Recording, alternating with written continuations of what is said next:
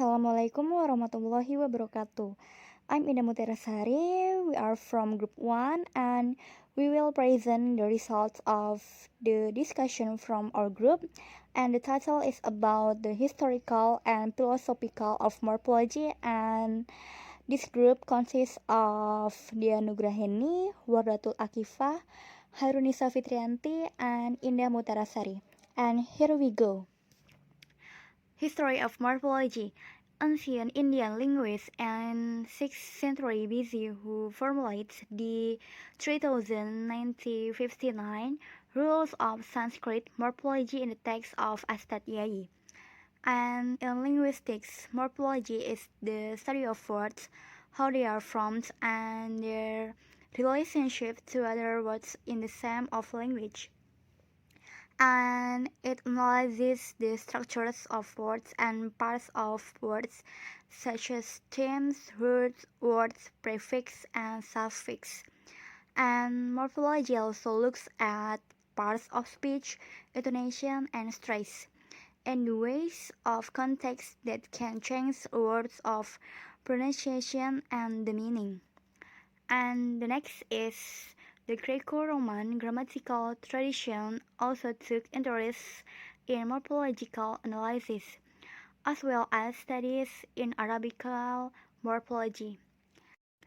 In 1899, under the influence of Darwinian theory of evolution, Max Muller delivered his lectures in Oxford that the study of the evolution of words illuminates the evolution of language just as in biology of morphology.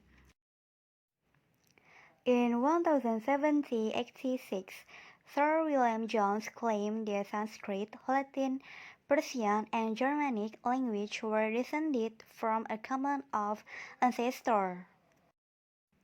His specific claim was that the study of the 400 until 500 basic roots of the Indo-European ancestor of many of the languages of Europe and Asia was the key to understanding the origin of human language.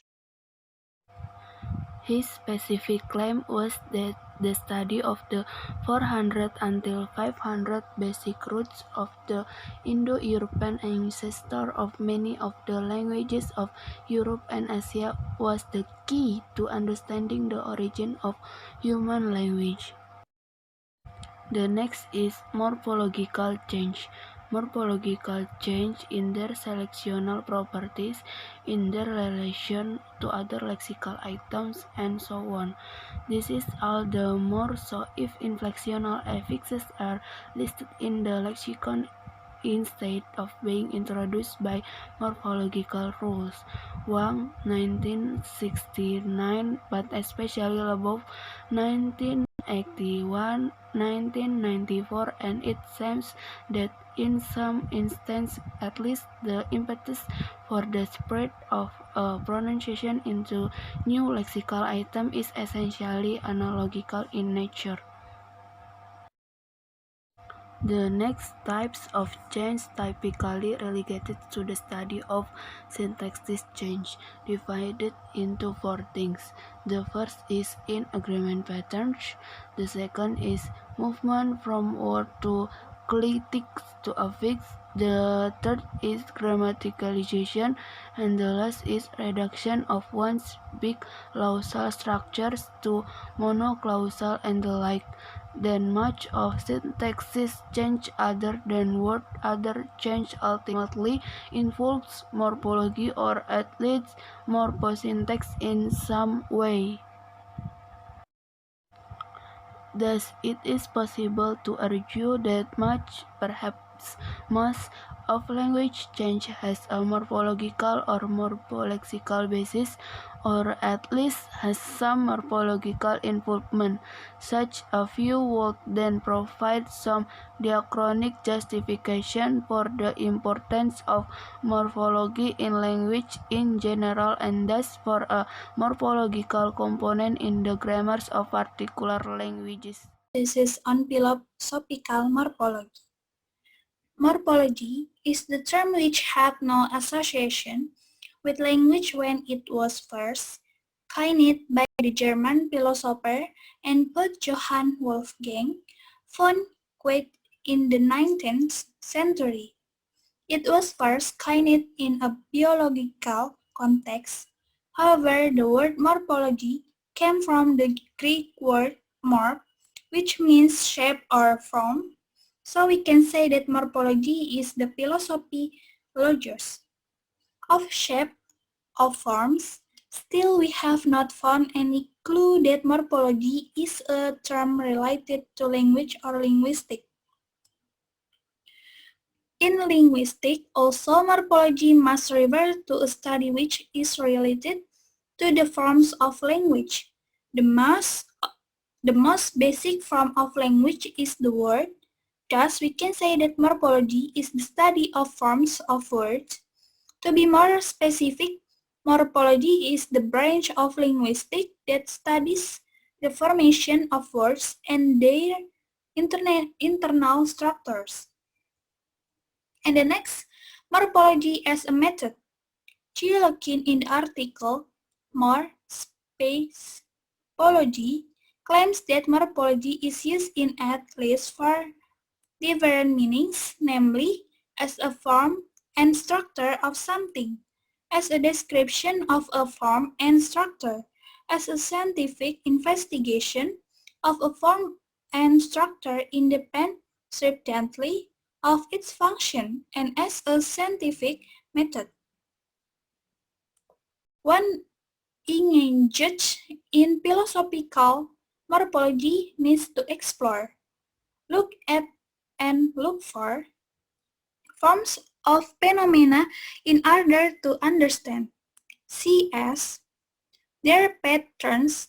Once a pattern, often explicated as a symbol, a sketch of a drawing, is seen as eo ipso understood, which means that it can be clearly described in summary fashion.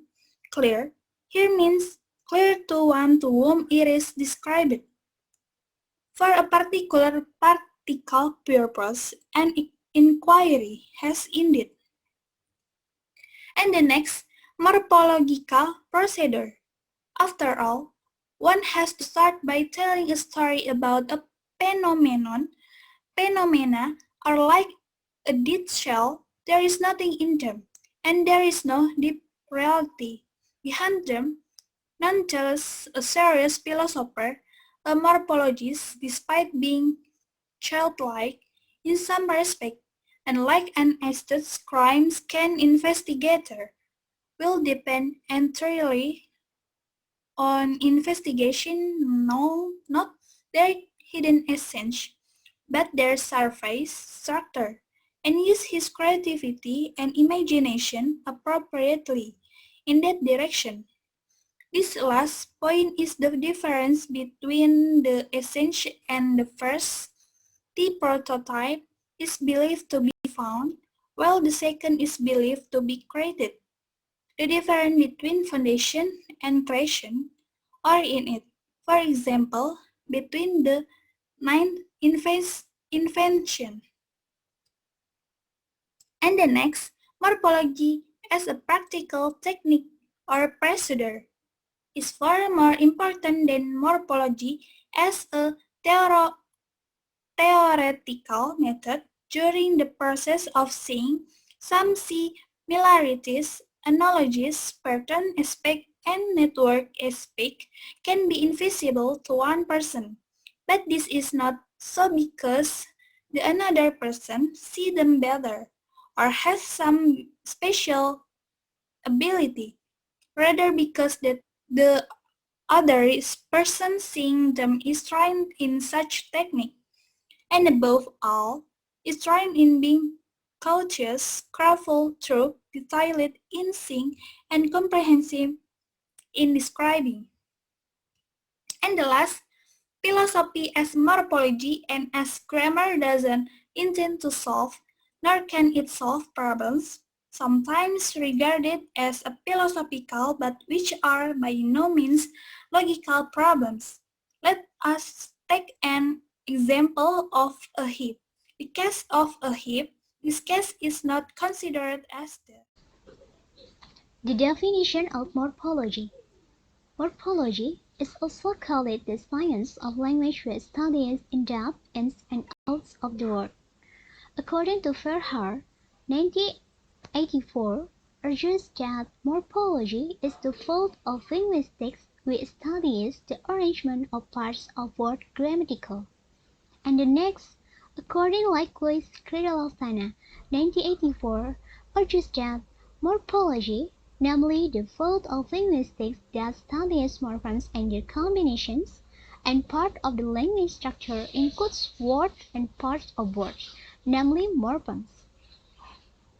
So, based on these definitions, it can be concluded that morphology is a study in linguistic field the relationship between one morpheme with another morpheme from a word. Morpheme. A morpheme is the smallest grammatical unit of a language. The linguistics who investigate words, the formation of words, and the structure of words are called morphologists. They mostly identify and study morphemes which construct new words, and you can divide a morpheme into smaller meaningful parts. You can divide a word according to its syllable. For instance, you can divide wonderful into 3 syllables, wonder and full, because syllables are determined by sound. However, morphemes are not determined by sound. Morphemes are determined through meaning. Every morpheme must contribute a quotient meaning to the word. So, the word wonderful can be divided into 2 morphemes, wonder and full. Together these 2 morphemes form a new word with new grammatical function. But none of these morphemes can be divided into more parts which contain meanings. The next is the types of morphemes. There are 2 types of morphemes. The first is free morphemes and the second is bound morphemes. Free morphemes is the morphemes that have meaning on their own. For example, manage in the word management, betray in the word betrayal. And the second is bound morphemes. Bound morphemes that have no meaning on their own but they can create new words with new meaning by being added to the free morphemes.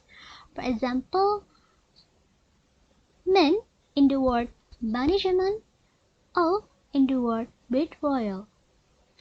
And bound morphemes are also of 2 types. There is affixes and stems. Affixes is the morphemes that are added before and after the root words. There are 2 types of affixes. There are the prefix and suffix. So, prefix is when an affixes is added before the root word. It's called a prefix. Example, misuse, abuse, antibiotic, and age. And the suffix is when an affix is added after the root word. It's called a suffix. For example, treatment, probationary, confusion, and age. And the next is stems. Stems is morphemes that are in the lexical center of words. Usually, they are the free morphemes. For example, misuse, probationary, abuse, and age.